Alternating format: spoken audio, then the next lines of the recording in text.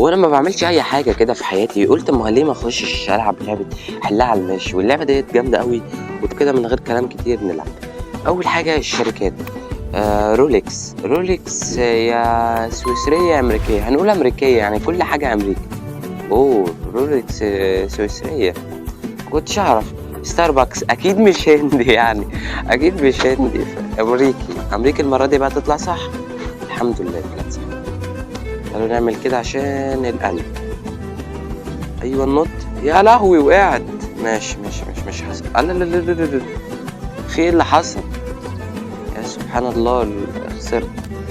امريكية. هي معمولة كده. فنون واعمال ولا شخصيات؟ هنخش شخصيات. يلا شخصيات. ملوك اكس.